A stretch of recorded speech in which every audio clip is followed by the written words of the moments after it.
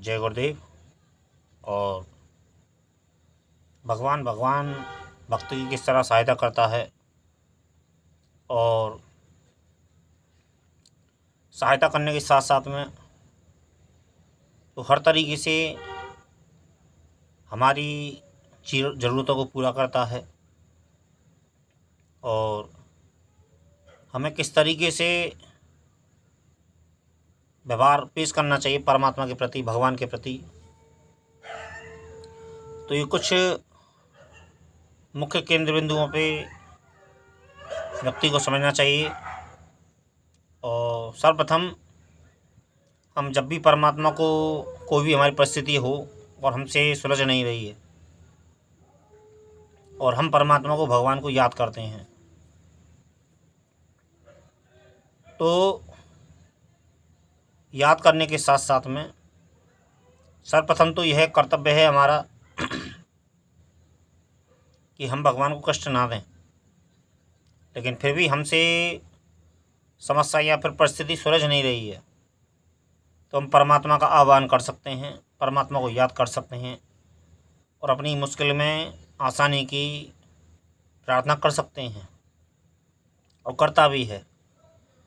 और जब जब मनुष्य ने गहरा दुख प्रकट किया है परमात्मा के आगे, भगवान के आगे, चाहे वो कितना ही पापी क्यों ना आदमी हो, यदि हम उसके संकेत को नहीं समझ पाते तो ये बात एक अलग है। लेकिन कदम कदम पे परमात्मा हमको एहसास दिलाता है, हमारी कदम कदम पे मदद करता है और कदम कदम पे हमारा सहयोग करने के साथ साथ में 24 घंटे हमारे साथ में रहता है। 24 घंटे परमात्मा हर व्यक्ति के साथ में, हर इंसान के साथ में, हर जीव जगत के साथ में परमात्मा साथ रहता है। लेकिन हम उसकी भाषा को एक तो समझने में नाकाम हैं और समझने में नाकाम होने के साथ साथ में हम झुकने के लिए तैयार होती नहीं हैं। ज़्यादातर इंसानों के साथ में, ज्ञानियों के पास में ही अहंकार नहीं टिकता है, क्योंकि वो ज्ञान से ज्ञान को अर्जित कर लेते हैं और वो जो चीज़ दूषित है और जो कलंककारी है और जो अमर्यादित है, उस चीज़ को वो सहन नहीं कर पाते हैं, उस चीज़ को वो दूरी कर देते हैं अपनी तरफ से। ज्ञानी जो पुरुष जो होते हैं, ज्ञानी जो होता है, सर्वप्रथम उन्हीं चीज़ों को वो दूर करता है अपने आप से जो दुर्गुणों में कहे जाते हैं। क्योंकि हर चीज़ एक हमको जीवन में एहसास दिलाती है, हमारे समाज में हमको एक तरीके से पेश करती है। ज्ञानी जब सोचता है तो समाज कल्याण के हिसाब से सोचता है और संसार जो सोचता है, जीव जगत जो सोचता है, या फिर साधारणतः व्यक्ति समझता है, वो स्वयं के स्वार्थ को ही समझता है। और ज्ञानी जो सोचता है वो जगत कल्याण के विषय में सोचता है। वो कोई समस्या होती है तो उसको नज़र में रखता है और कैसे उस समस्या का समाधान होना चाहिए व्यक्ति के लिए, तो इसलिए वो चिंतन करता है और उस चीज़ को पहलू से देखता है और समझने का प्रयास करता है और उस चीज़ को समाज से दूर कैसे किया जाए, जो दुर्गुण है, जो असंगति है, जो क्रूप है, जो जन कल्याण के हित में नहीं है, तो उसको कैसे दूर किया जाए व्यक्ति से और उसको दुर्गुणों से उसको सद्गुण में कैसे बदला जाए, इस विषय में हमेशा चिंतन रहित रहता है। लेकिन सांसारिक व्यक्ति के पास में इतनी क्षमता नहीं होती हैं, क्योंकि सांसारिक व्यक्ति कामना में उलझा हुआ, वासनाओं में डूबा हुआ और अति से वो उसको महसूस नहीं कर पाता है। साधारण व्यक्ति के अंदर एक दोष पाया जाता है कि वो जिस भी चीज़ की करता है तो वो अति करता है। वास्तविकता ये है कि संसार में, हम जो संसार में आए हैं, ये हमारी यात्रा है और यात्रा ये निरंतर चलती ही रहती है।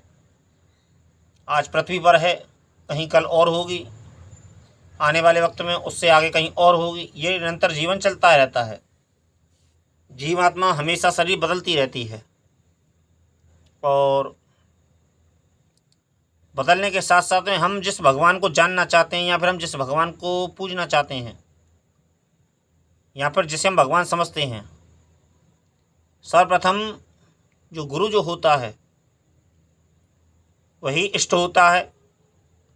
गुरु ही दृष्टा होता है और गुरु ही दृश्य होता है। कहने का अर्थ ये है कि हमको गुरु को भजना है। जो गुरु मंत्र देता है, हमें उस मंत्र को भजना है। लेकिन कुछ लोग गुरु मंत्र को बहुत छोटा समझते हैं, क्योंकि ईश्वरी सत्ता जो जुड़ी हुई है वो गुरु सत्ता से है। हम एकदम डायरेक्ट भगवान तक नहीं पहुंच सकते हैं, क्योंकि भगवान तक पहुंचने के लिए हमको जिस चीज़ की आवश्यकता पड़ेगी, क्योंकि भगवान स्वरूप ज्ञान होने के साथ साथ में भगवान ज्ञान स्वरूप भी है, भगवान प्रेम स्वरूप भी है। भगवान ज्ञान एक ऐसी चीज़ है, व्यक्ति के पास बहुत भगवान की हम भक्ति करते हैं, पूजा पाठ करते हैं, और पूजा पाठ करने के साथ साथ में भक्ति करने के साथ साथ में लेकिन समस्याएं हमारे जीवन में हैं। यहाँ पर हम संतुष्ट नहीं हो पाते हैं। यहाँ फिर हमारे पास में सब चीज़ मौजूद है, उपलब्ध है, धन भी है, ऐश्वर्य भी है, मान सम्मान भी है, और व्यापार भी है, संतान भी है, और उसके बावजूद भी हम संतोष नहीं कर पाते हैं, तो वो ज्ञान नहीं हो सकता। वो तुम्हारी पूजा पाठ बेकार की पूजा पाठ है। वो पूजा पाठ किस काम की, वो भक्ति किस काम की जो तुमको संतोष ना दे सके। क्योंकि वही पूजा सार्थक है, वही भक्ति सार्थक है, वही भगवान सार्थक है, उसी भगवान का भजन सार्थक है जो हमको संतुष्टि दे। लोग कहते हैं कि पहला सुख निरोगी काया, ये उनका अपना दृष्टिकोण हो सकता है।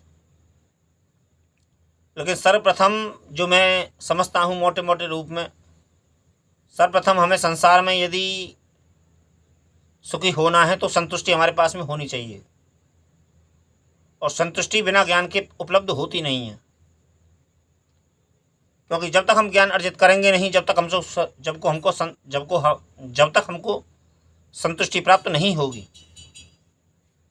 कारण कि ज्ञान ही वो मार्ग है, ज्ञान ही वो तत्व है। भक्ति माता है, उसके दो पुत्र हैं, ज्ञान और वैराग्य। ऐसा कहते हैं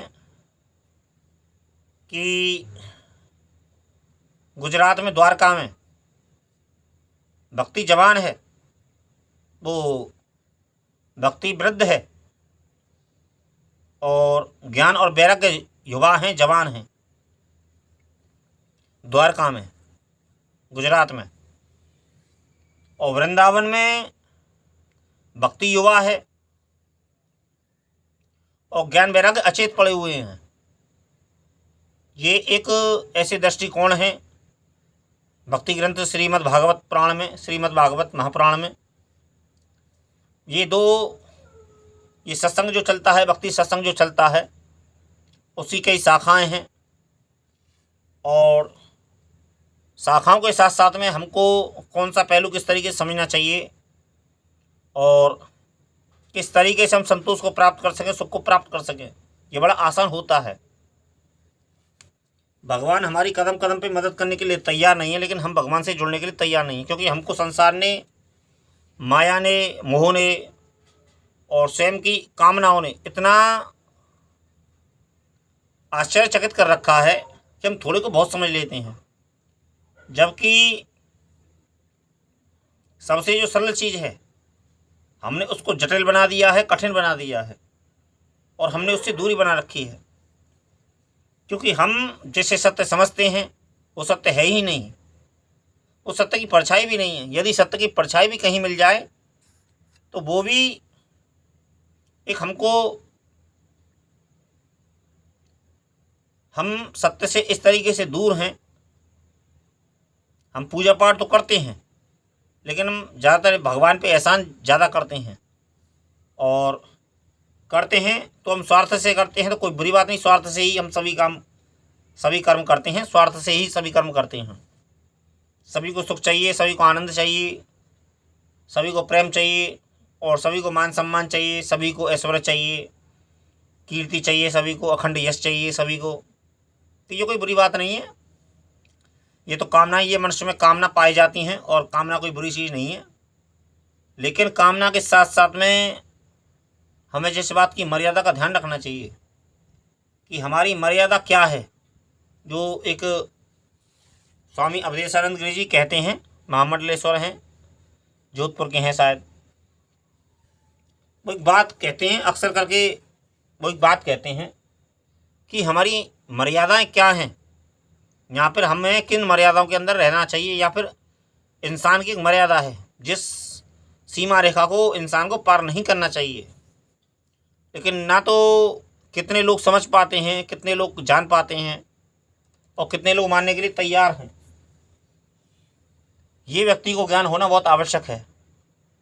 ये इसलिए आवश्यक है क्योंकि तुम्हें सुख चाहिए।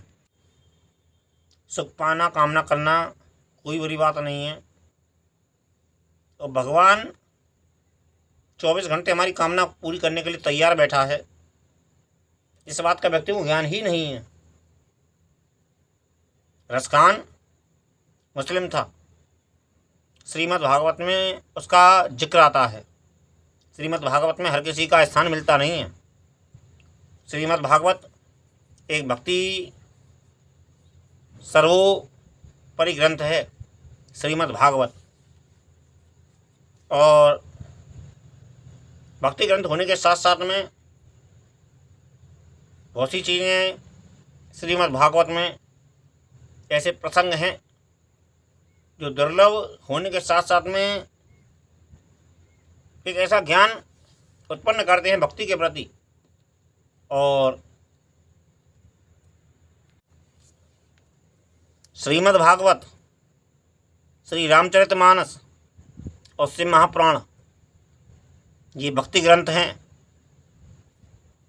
और ये संपूर्ण अपने आप में ग्रंथ कहे जा सकते हैं। इन तीनों में भक्ति की वो सर्वोच्च परिस्थितियां हैं, सर्वोच्च स्थितियां हैं जो एक साधारण इंसान के लिए एक आवश्यक है। भगवान का नाम, परमात्मा का नाम। भगवान 24 घंटे हमारी गुलामी कर रहा है, 24 घंटे हमको एक बच्चे की तरह हमको पाल पोस रहा है, 24 घंटे हमको शिक्षा दे रहा है, 24 घंटे हमको सचेत कर रहा है। लेकिन मनुष्य है कि भगवान से इतना दूर है। और लेकिन एक बात विशेष याद रखना इस बात को मेरी, कि सबसे ज़्यादा नज़दीक यदि भगवान कहीं है तो वो गुरु के नीचे, गुरु के पास में है। गुरु के बिना भगवान नहीं है। गुरु के बिना हमारी कामना तो पूरी हो सकती हैं, लेकिन गुरु के बिना ज्ञान पैदा नहीं हो सकता है। ज्ञान की उपलब्धि ही गुरु है, और गुरु ही ज्ञान का प्रतीक है। गुरु ही ज्ञान है, गुरु ही गणेश है, गुरु ही ब्रह्मा है, गुरु ही विष्णु है, और गुरु ही शिव है, और गुरु साक्षात परब्रह्म है। गुरु के बिना तुम चल जाओगे और पा भी लोगे, लेकिन बाई चांस कहीं लड़खड़ा गए जीवन में तो गुरु के बिना गति नहीं है। और गुरु एक बहुत भारी तत्व है, बहुत भारी शाखा है, जिसको, और इतनी हल्की भी है कि इतनी हल्की भी शाखा है कि तुम उसे जहाँ उठा के ले चलो वो वहीं उपलब्ध है। कहने का अर्थ मेरा ये है कि गुरु की शरणागति बहुत आवश्यक है, गुरु मंत्र जाप बहुत आवश्यक है, हमारी ज़रूरत क्या है। डॉक्टर नारद माली जी ने एक बात कही थी और उनकी वो बात मुझे बहुत सुंदर लगी और सही सत्य है, पूर्ण सत्य है ये बात। हमारी समस्याओं का समाधान कहाँ है? हमारी समस्या का समाधान हमारे पास में ही है। व्यक्ति वास्तविकता ये है कि इंसान स्वयं को समझने में ही नाकाम है, स्वयं को समझने में ही असमर्थ है और स्वयं को जानने में ही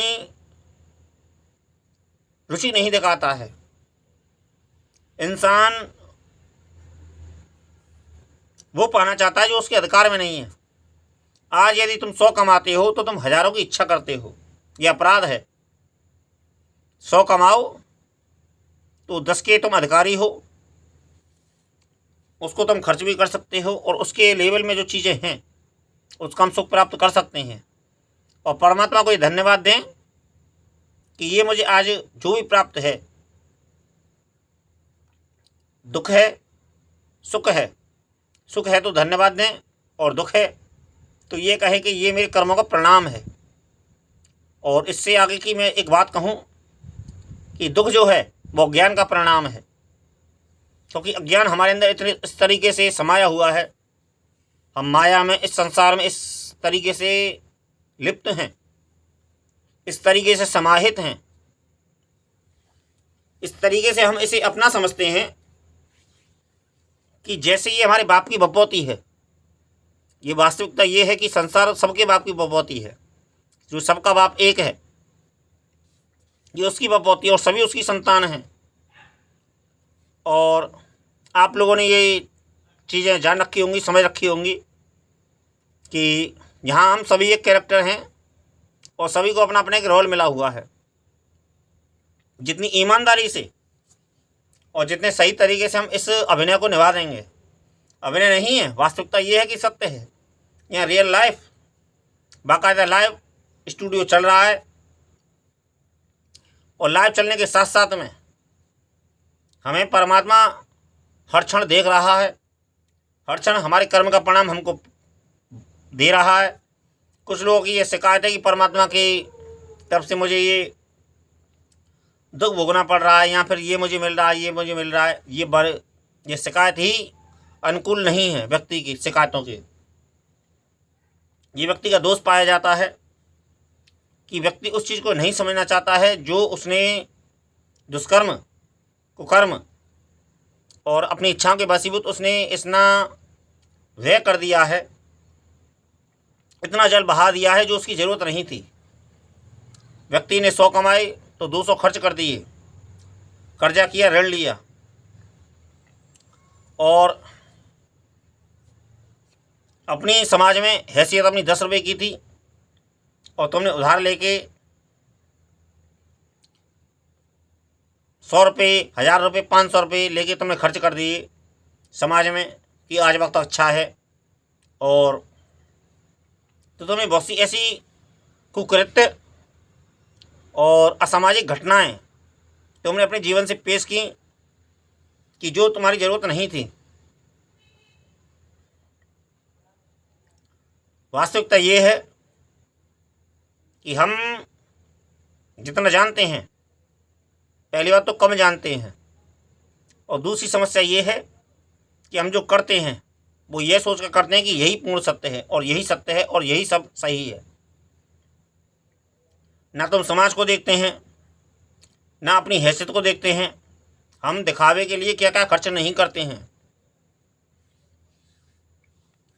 हम बात के परिणाम को नहीं सोचते हैं। अक्सर ऐसा देखा गया है कि बहुत सी चीज़ों में ऐसा होता है कि व्यक्ति आवश्यकता से अधिक खर्च करता है। आवश्यकता से इसलिए खर्च करता है कि कभी भी व्यक्ति छोटा बनना नहीं चाहता है।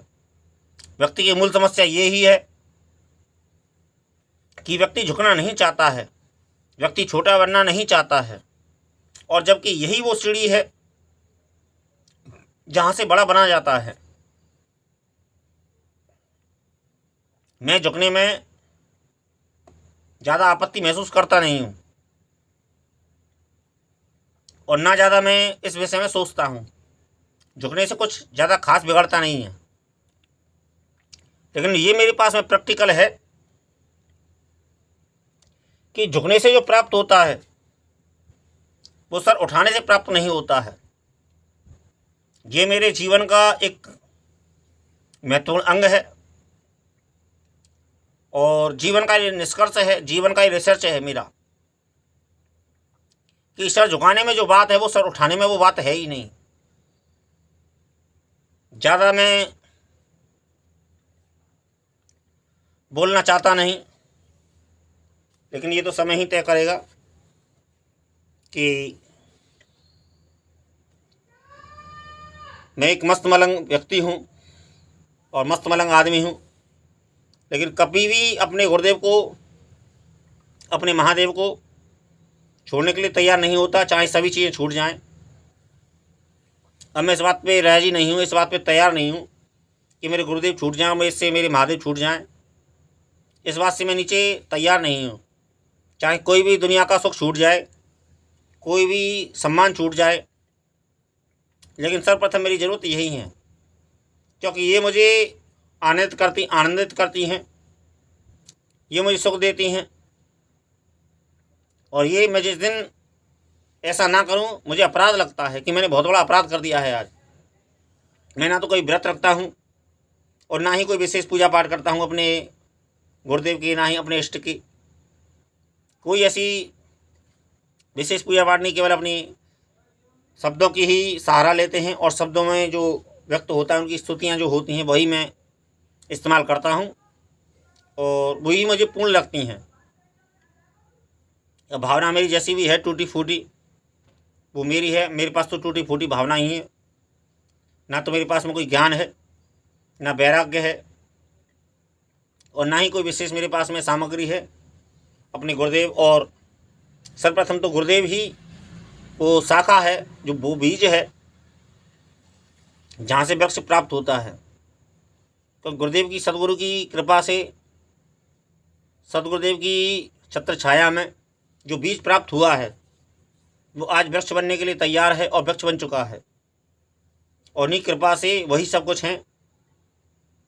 महादेव तो मेरे लिए बाद में आते हैं, और क्योंकि महादेव की ही कृपा से सदगुरु प्राप्त हुए हैं, और ऐसे सदगुरु प्राप्त हुए कि ना त्याग के लिए कहते हैं, ना विसर्जन के लिए कहते हैं, और ना ही कोई विशेष नियम के लिए कहते हैं, और ना ही कोई ऐसा हमारे पास में कोई अपना जीवन है, साधारण जीवन जीते हैं, लेकिन आनंदित बहुत हैं।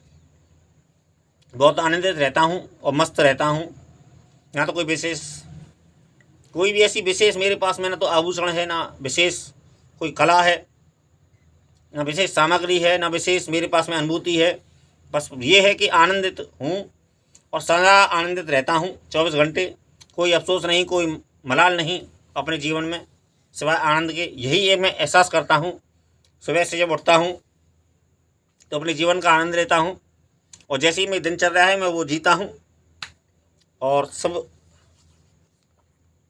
भैया जी, जय गुरुदेव, जय गुरुदेव।